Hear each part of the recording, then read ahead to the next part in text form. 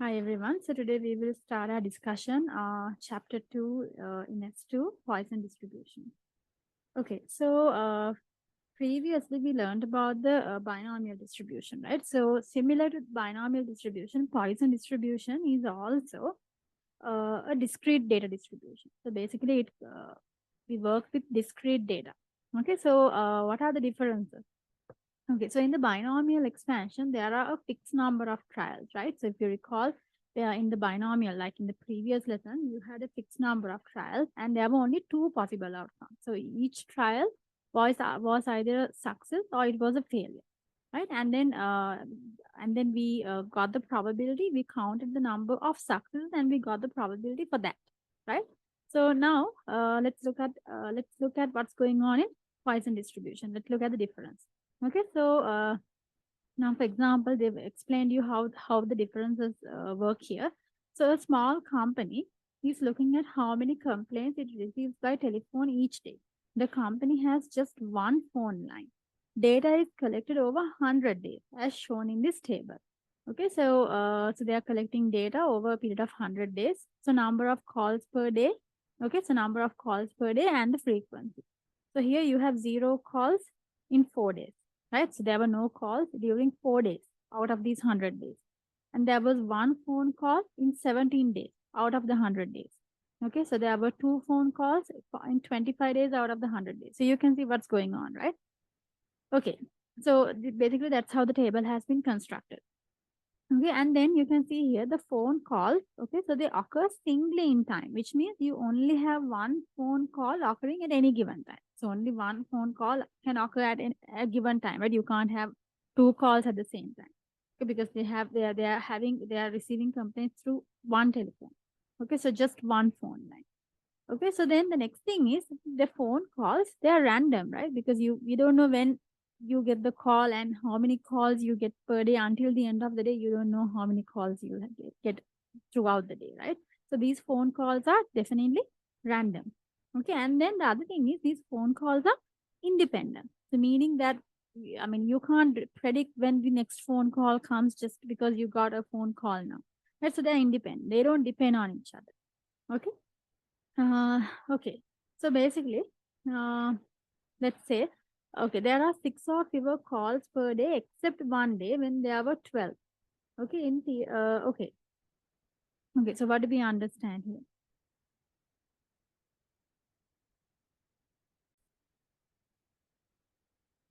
All right. So what do we mean here? Now you can see in this table, okay, so in this example, you can see that until 6 phone calls per day. So you have most of the data distributed until here, right? Because you can see 7 phone calls per day, that is zero frequency. 8 phone calls per day, there's a zero frequency. 9 calls a day, zero frequency. Can you see? So most of them are zero, except there was this one day when there were 12. That's this guy. Can you see? The number of phone calls per day. There were 12 phone calls on a single day during this 100-day period. Okay. Okay. And then you can see now that even though I've drawn this table in this manner, now you can see in theory, okay, the maximum number of calls could be infinite. Okay. Basically now the number of phone calls that you could get per day. Now, we don't know how many calls we can get per day, right? So that's what they're saying here. Each day the number of calls that you can get, it could vary and it could be really large. It could basically take any figure, right? It could take any figure. Okay, but numbers much bigger than the mean are not anticipated. Basically, you can now using this data here, you can calculate the mean, right? I mean, basically using your S1 techniques, you can calculate the mean sigma fx over sigma f, right? So you can calculate the mean. Okay, but in theory, now you need to realize that over a single day, okay, you can get any number of phone calls. But in theory, the maximum number of calls could be infinite, but the numbers much bigger than the mean are not anticipated. Okay, so you can actually calculate the mean here. Okay. So we analyze this data further by calculating the mean and variance. Okay, so this part is basically your S1 knowledge, right? So sigma fx, where you multiply the frequency here. So here frequency is f and this is the x. So you can multiply your fx and here sigma fx square, and n is the sigma f. N means the total number of total number here, right? So you have n is 100. Okay, so the mean number of calls per day, sigma fx over n. So you have here 2.82. Okay, and then the variance. So these are again equations you learned in S1, sigma fx square over n minus the mean square. Okay, so this is the variance, and you can see here. Okay, so I think you can see there is a resemblance here, right? Can you see the mean and the variance? So here the mean and variance are very close in value.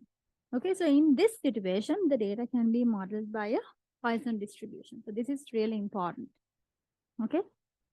All right. So you can see what's going on here. One of the most key features in a Poisson distribution is that its mean and variance are quite close in value. Like they're almost assumed to be the same. Okay. So you can see here, that's what they say here. So for a Poisson distribution, the mean and variance are assumed to be the same. And so there is only one parameter, the rate at which the calls are made per day. So according to this question, the only parameter you need to be concerned here is with the rate at which the calls are made per day. This is equivalent to the mean and is represented by lambda. Okay. So unlike in binomial, if you recall, in binomial, you had two parameters, the number of trials and the probability of success. There were two parameters, N and P. Do you recall NP? So, but in Poisson distribution, we only have one parameter, and that is the rate. Okay. So whatever the experiment, the rate at whatever the event is occurring. In this case, the rate at which the phone calls occur per day is your lambda, the rate. Okay. So here, so X is basically the number of phone calls. Okay, so here we represent X by a Poisson distribution. So you can see this representation here, and you have inside the bracket lambda. So that's the rate. Okay, the Poisson distribution is given by, okay, so this is really important. This is the main formula for the Poisson distribution, and this is how you calculate probabilities. Okay, so capital X is your random variable, basically the number of phone calls per day. That's your capital X. Equal simple X are the actual value. So simple X can be 0. That means you have 0 phone calls a day.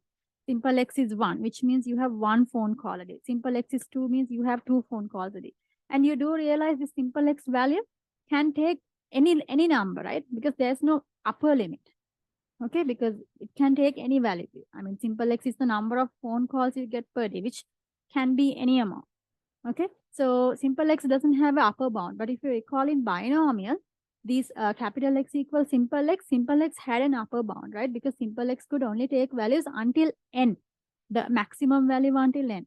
But here in Poisson, this doesn't have an upper bound.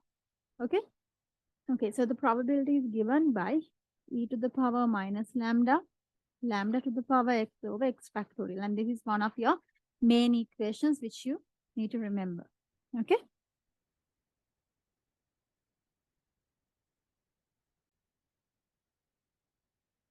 Okay. So at this point, I think you still, I think you still need to understand a little bit more about Poisson, right? Because you might not have a very good idea yet.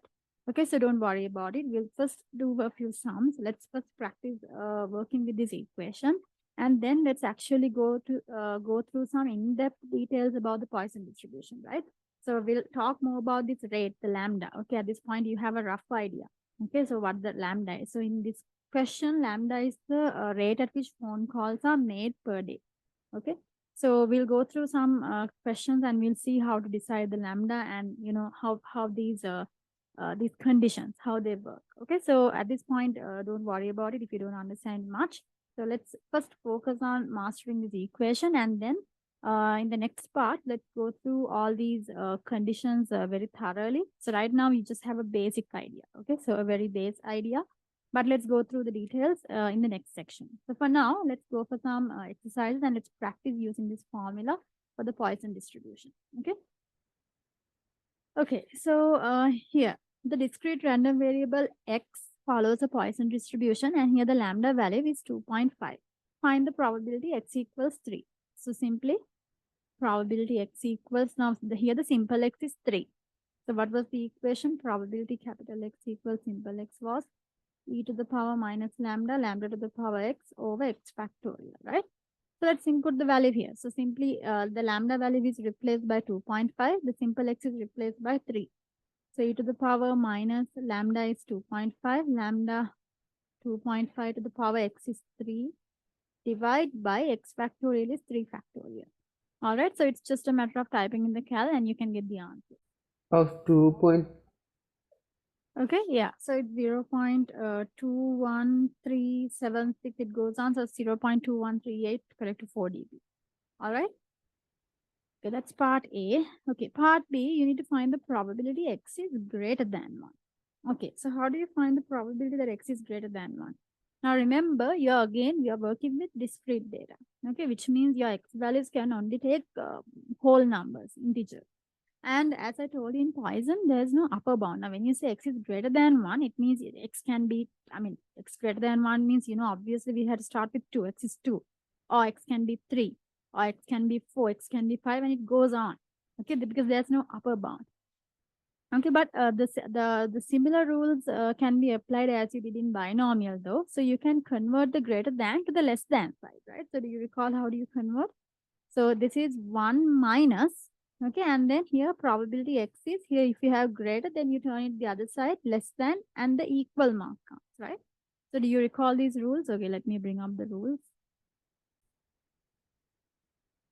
All right, so guys, these are the rules I gave you guys in binomial distributions, right? So while we were discussing and how to work with these kinds of probabilities, so I gave you the rules because we were working with the cumulative distribution table in binomial, and it was necessary to turn everything to the less than or equal side, right?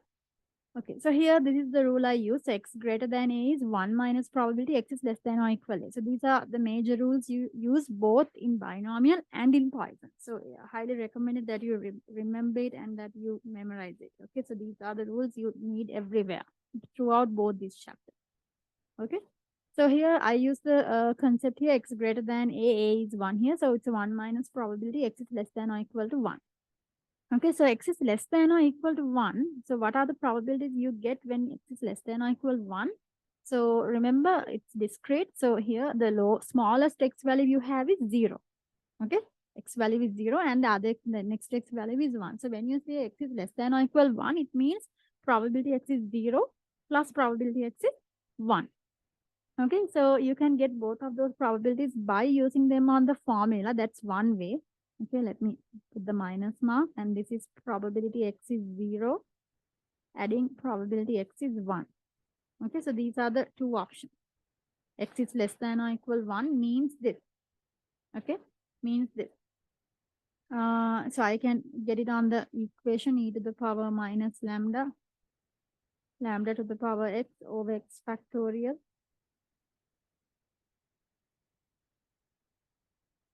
Right? So you can type this entirely in the cal and get your answer. That's one way of doing this. There is another way of doing this by actually using the help of the Poisson cumulative distribution table. So at the back of your book or in the formula book, you'll find the Poisson cumulative distribution function. Okay, so here it is. So this is from the formula book. Okay, so you can find this in page 24. Okay, yeah, in page 24 of your IL formula booklet, or you can find at the back of your book. So here you have the Poisson cumulative distribution function. Okay, and I need to find here. So you can see here that they give you the probability. Can you see? It's probability X, capital X is less than or equal simple X. So it's given to the less than side. Okay, so in this case, the way you read the table is, it's really easy to read the table. The lambda value is given at the top, and the simple X values are given here. Okay, so in our question, the lambda value was 2.5, right? The lambda value was 2.5, and the simple X value was X is less than or equal 1. Simple X value is 1 because we had capital X is less than or equal to 1 in our question. So here X is 1, lambda value 2.5. So I get the value 0.2873. Do you see? So it's fairly easy to read the Poisson cumulative distribution function table. So it's really small when compared to binomial because if you recall in binomial, you had many pages, right? But Poisson cumulative distribution function is just one table, one page. Okay, the table is just everything is in one page. Okay, so just go for your lambda value and go to the respective x value, and that gives you, remember, the less than or equal probability. Okay, so 2.5 x less than or equal 1 is 0.2873. Okay, so this is 1 minus 0.2873.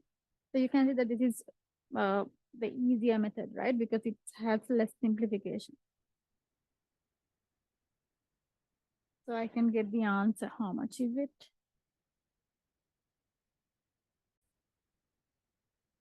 All right, so you get the same answer in both ways, 0.7127.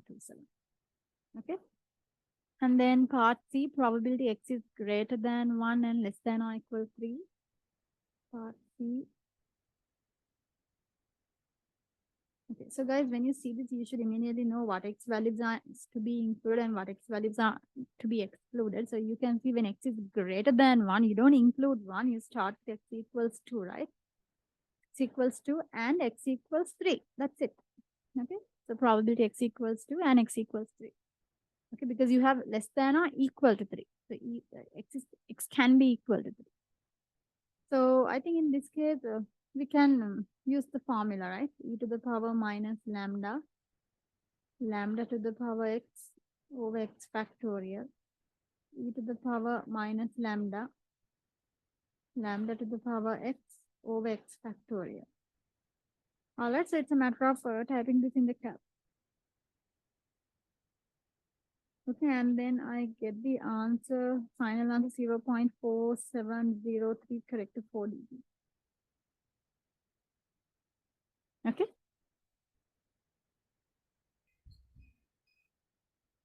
You can even, do this from the cumulative distribution table, actually, if you think of it, because it's better to know how to, use the table as well, just to give you an idea. So here, if you want to get the probability x equal to plus x equals 3 by using the cumulative distribution table, then you should take the probability x is less than or equal 3 and subtract it from the probability x is less than or equal 1. So you need to be able to decide it now from here. So you can see how I made my argument here. Okay, x is less than or equal to 3 includes x0, x is 1, x is 2, x is 3, right? This is what you have when x is less than or equal to 3. I mean, basically the value you get from the table, the single value gives you the addition of all these 4 individual probabilities. And then if you subtract it from the probability x is less than or equal 1, that means you take the probability x is 0 and probability x is 1.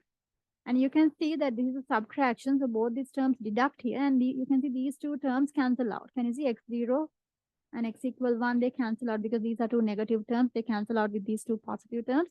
And you're remaining with x equals 2 and x equals 3. And you see that's exactly what we want here, right? That's exactly what we want here. So basically, if you want to get use the table, then all you have to do is to get the probability x is less than or equal 3 and deduct it from the probability x is less than or equal to 1. Okay, and you should be able to get this exact same answer.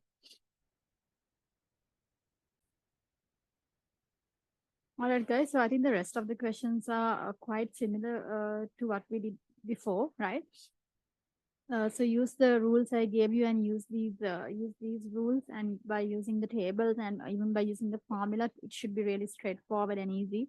So I'll go to the sixth question. So they say the discrete random variable x follows a Poisson distribution with parameter lambda, given that probability x equals 4 equals 3 times the probability that x is equal to 2, find lambda. Okay, so how do you find the probability x is 4? E to the power minus lambda. Okay, that's right. Okay, I'm going to actually input the equation now. Probability x equals 4. I know the Poisson equation. Let's input the equation. So this is e to the power minus lambda. Lambda is unknown. And lambda to the power x, in this case, x is 4 divided by 4 factorial. Equals here 3 times x is equal to, the probability x is equal to is e to the power minus lambda, lambda to the power x, which is 2, divided by x factorial, which is 2 factorial. All right, guys. So now it's just simplifying. E to the power minus lambda is common to both the sides. You can cancel it out. Okay, it divides itself. Okay. So then here lambda to the power 4, lambda to the power 2. You should be able to see that they simplify. If you bring lambda square to the other side as a division, you can get lambda square here, right? So that's very simple simplification, right? And then here you get 3 into 4 factorial over 2 factorial. Do you see? I brought the lambda square here as division. Then lambda to the power 4 over lambda square became lambda square. Simplification. And the 4 factorial, I took it to the other side. So 3 into 4 factorial divided by 2 factorial gives you lambda square. So lambda is 3 into 4 factorial divided by 2 factorial square root. Lambda is a positive figure because lambda is a rate at which the interval is occurring. So lambda should be a positive figure. So when you're taking the root here, you don't have to go for plus or minus. Okay, so here you get inside, I think it's 36, right? Root 36, which means lambda is 6. Okay, you don't have to go for plus or minus here. Only the plus answer will come. All right. So I hope this part is clear, at least how to use the equation, right? So all I want you to know in this part is how to use the equation and how to work with the equation. That's it, right? So we'll go for the understanding part in the next section. Okay, so exercise 2B is also pretty much exactly the same. Okay, so in this case, they specifically ask you to use the Poisson cumulative distribution table. So let's quickly practice through a few sums and move on to the most important part. Okay, so here, probability x is less than or equal to 3 and x follows a Poisson distribution with mean 5.5. Right, so in this case, if it is less than or equal, you don't have to do any conversion because the table is already made for the less than or equal side. So you go for the table, go to the lambda value 5.5. Okay, so lambda value should be 5.5. Okay, lambda value 5.5. And you go for the x value, it was 3, right? So here you can see my lambda value is 5.5 and x value 3 is 0.2017. Okay, 0.2017, which is the answer. Part B, probability x is greater than or equal 6. So here you need the rules, the table of our rules, right? The conversion. So how does the conversion happen? So here I have given you, right? X greater than or equal A. So if you think of it, it's 1 minus. Normally when you convert it, it's X is when you flip the inequality mark by using 1 minus, it will, lose the equality. Here the equality mark is there. So this is going to be less than 6. But less than 6 can be written as X less than 6 is another way of saying X is less than or equal to 5. So that's what I have written here in one go. So x greater than or equal A is 1 minus probability x is less than or equal A minus 1. Okay, because when you flip the inequality mark, we are using 1 minus. If the equal mark is here, then it loses it. But if the equal mark is not over here, then it gets the equal mark. Then you don't have to do anything like over here, right? In this case, the equal mark was not there. So when you flip it, the equal mark comes. Okay, that's the second case. So here I have the first case. So x is less than 6, which is equal to x is less than or equal to 5. So all I have to do is go to the table with lambda 5.5 and I have to go to simple x value 5. Okay, so let's go lambda 5.5. Simple x value is 5. Okay, so lambda 5.5 and simple x value 5. That's here, right? 0.5289. Right, do you see? So it's going to be, yeah.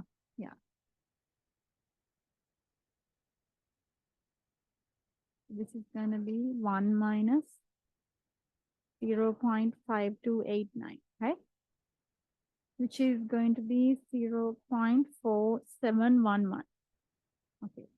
So moving on to part C, probability x is greater than or equal 3, less than or equal 7. So guys, this is the place where you have to be really strategic, okay? So here you need to include, so always bear in mind what you need, okay? So here we need the x values, x is greater than or equal means I need 3, 4, 5, 6 until I need everything until 7. Okay, so how do I get what I want? I will first get the probabilities for all x values less than or equal 7 because the table only gives me the less than or equal probability.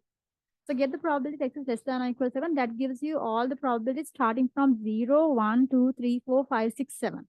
Okay, all the individual probabilities of 0, 1, 2, 3, 4, 5, 6, 7.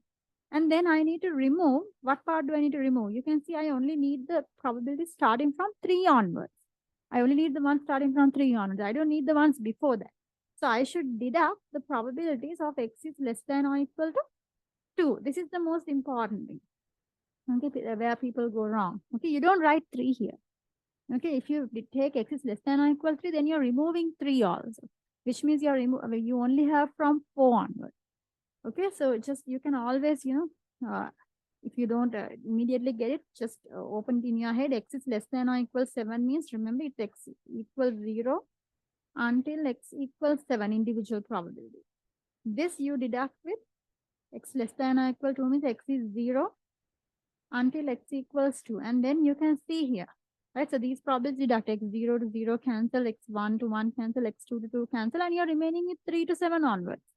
That's exactly what you need. Okay, so make sure you check on that very clearly, very thoroughly. Okay, because that's really important that you write this properly. Okay, so once that's done, okay, so let's get the answer. X less than or equal 7 minus x less than or equal to 2. So I had to go for the table. So x is 7, 0.8095, and x is 2, 0.0884, right? Can you see?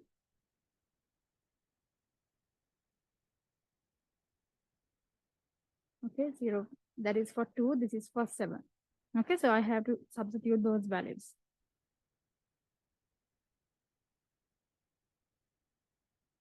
Okay, so this is 0.8095. X less than or equal to was 0.0884, right?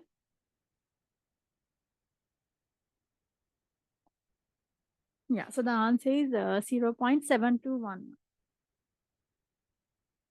All right.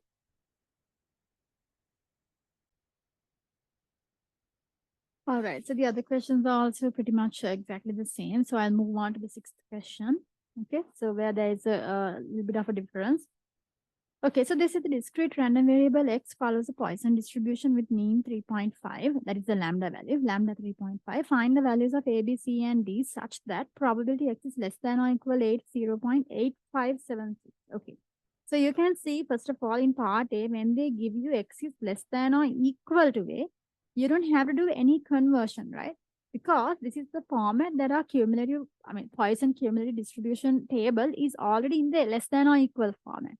So this is exactly the format that we need in order to use the table, right? So now there's no conversion that's needed to be done here. All I need to do is go directly to the table, go to the lambda value of 3.5, and check this probability, 0.8576. So let's do that. Go to the table. Lambda value is 3.5. Okay, so here we have the lambda value 3.5.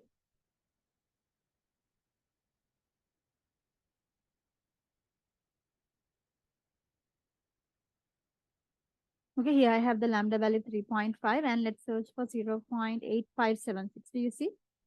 So I have exactly the value 0.8576 that come for simple x value 5. So when capital X is less than or equal to 5, under lambda value 3.5, I get 0.8576. Do you see?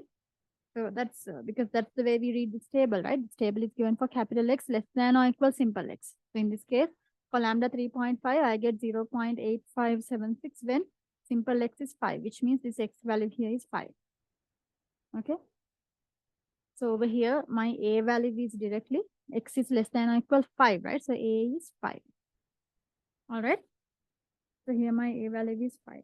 That's a direct answer. Okay, this guy, next one, x is greater than b is equal to 0.6792. Okay, so guys, you know, in here, this is not a format we can directly work because it's in the greater than, and our table doesn't respond to that. Our table only responds to less than or equal probability. So I have to convert. So I can use the second rule, x greater than. You can see this rule, right? So let's rewrite x greater than b can be written as 1 minus probability x is less than or equal to b. It's exactly the same thing that I'm rewriting again. I'm writing this same guy here as this, right? Because we know that these two are equal to each other. So I can bring x less than or equal b to the other side. The negative becomes a positive, and I'll bring this guy here. So I get here 1 minus 0.6792 equals to probability x is less than or equal to b. Okay. So we need to subtract 1 minus 0.6792. That is 0.3208, right?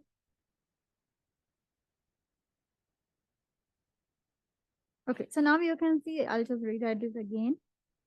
X is less than or equal to b is 0.320. This is the format that we are used to working, right? So now this format works well with our table. So let's go to the table, lambda value 3.5 and search for 0.3208.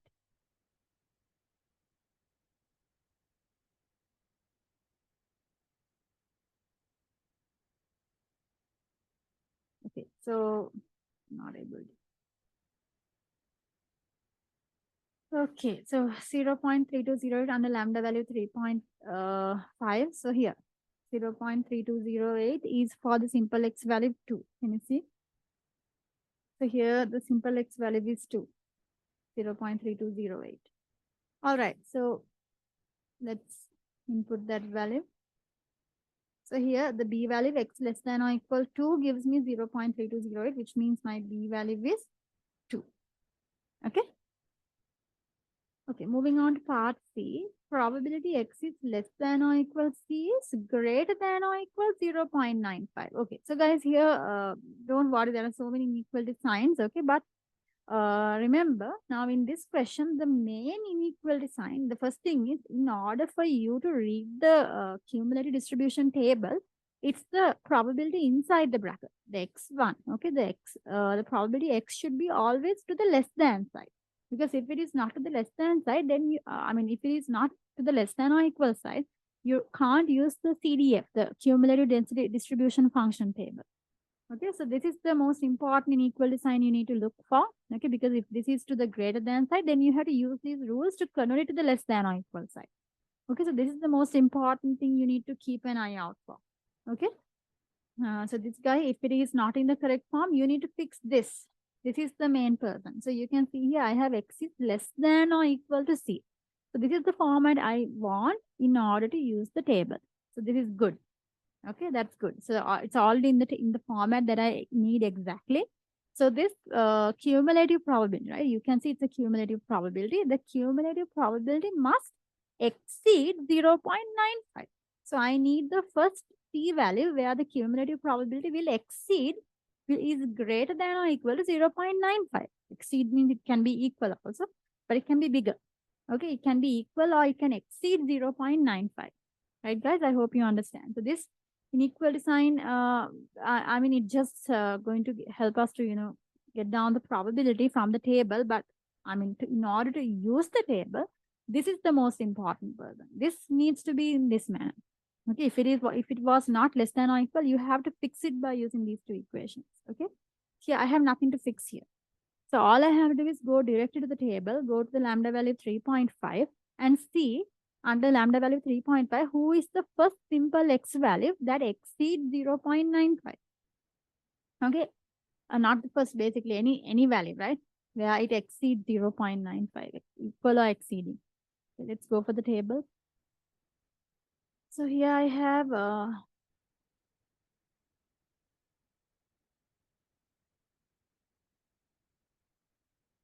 okay, so here I have lambda value 3.5. So let's see. Here you can see probability x is less than or equal x. So I want it to exceed, right? It's probability to exceed 0.95. So these values are small. They don't exceed 0.95. 0.9347 does not exceed 0.95. But you can see starting from here, 0.9733 exceeds 0.95. It's bigger than, right? And not only that guy, all of these guys are bigger, right? So you can see starting from this guy onwards, okay, starting from this guy onwards, right? All of these values, okay, that's starting from here, right? 7 onwards, all of these simple x values, you have the probability exceeds 0.95. Okay, I don't have the equal here, 0. It's not exactly equal to, but it's exceeding. If I had a value here that was exactly 0.95, I would take that as well because the equal mark was there. It was greater than or equal 0.95. So here I don't have exactly 0.95, but I have things, all of these probabilities are exceeding 0.95. So all of these simple x values are correct for simple c. Do you understand? Simple c can be 7. X is less than or equal 7. Capital X is less than or equal 7. 0.9733 is exceeding 0.95. So that's correct. Capital X less than or equal 8 is 0.9901. It's exceeding 0.995. So all of these simple x values are correct. Can you see? So starting from 7 onwards, all these other numbers are correct. Okay, so what's the answer for C then? So your answer for C can be, okay, so if your answer for C can be, okay, here your C can be greater than or equal to 7. Okay, because x is less than or equal 7, x is less than or equal 8, x is less than or equal 9. Basically, anything bigger than 7 should work. Okay, so even though the table ends at a certain value, I told you theoretically this can go as much as it can get as big as you want. Okay, even though it gets very, very unlikely for very large simple x values, right? So as I was explaining at the beginning of the chapter, very large x values are extremely unlikely. Okay, but still, it's theoretically possible to go for any large x values. So that's why it doesn't need to end specifically at 19 here. Okay, even though this table ends at 19, you can go on. Okay, so here the correct answer is C is greater than or equal 7. So all of those values are correct. Okay, there's no upper bound. You don't stop it at 19. Okay, just because your table ends at 19, that it's not ending at 19. Okay, so that's very important for you to realize. In Poisson distribution, there's no upper bound for your simple x. Okay, so part D, probability x is greater than D is less than or equal to 0.005. Okay, so guys, as I told you, the most important thing in order to use the table is this guy. This is what you need to check and see whether it is in the format of our table. Our table is working for the less than or equal probability. So this is not, this is greater than. So I need to fix it. How do I fix it? X greater than A. So here, this is the format. Let's use the rule. X greater than D is 1 minus probability. X is less than or equal to D. Can you see? I just wrote this exact same guy here again. No change. And then I write the equation exactly as it is, right? I didn't do any change to the equation. I just wrote this in this format because these two are exactly equal to each other, right? As I've given you the rule. So now it's a matter of making x less than or equal to the subject. So we'll bring them here. Careful with the equal to sign. So 1 minus 0 0.005. This is x is less than or equal to d, right? So how much is 1 minus 0.005? That's 0.995, right? Okay, so let me rewrite this in the format that I'll write this in the left side. So probability x is less than or equal d. You can see the mouth is open, right? I'm just rewriting the same guy here, okay?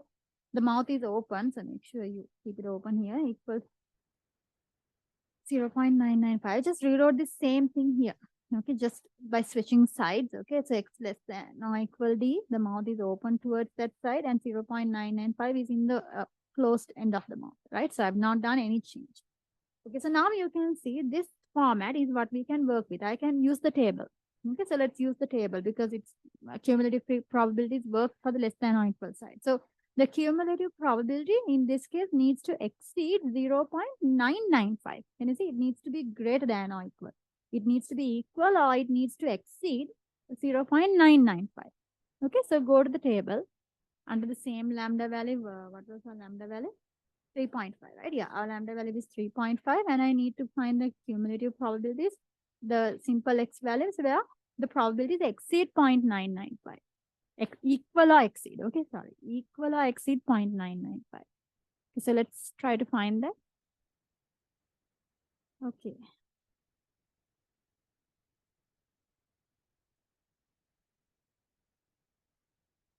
Okay, so x lambda value 3.5. So I need simple x capital X less than or equal simple x to be equal or exceeding 0.995. So let's go down. 0.93, 0.97, 0.995. This also doesn't work. This is not 0.9901. Right? So I want it to be more than 0.995. So this doesn't work. Do you see? So it starts with 0.9967, right? 0.9967 is the first guy who exceeds 0.995. Can you see? So starting from this guy, all the others down below exceed 0.995. Starting from here. Starting from 0.9967, that's the first guy who exceeds, then everyone else under it also exceeds 0.995. So what's the simple x value here? Simple x value is 9. So starting from simple x 9, all the big values, starting from 9 onwards, downwards, all the probabilities for simple x the cumulative probabilities exceed 0.995. Okay, so your simple x value starts from 9. So simple x values can be 9 or bigger than 9. Okay.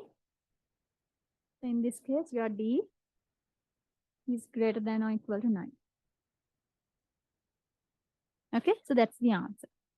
All right, guys. So I hope all of you were able to understand. This is really important, especially these exercises, that you are able to understand these parts. That's really important. Okay. So I hope you got that.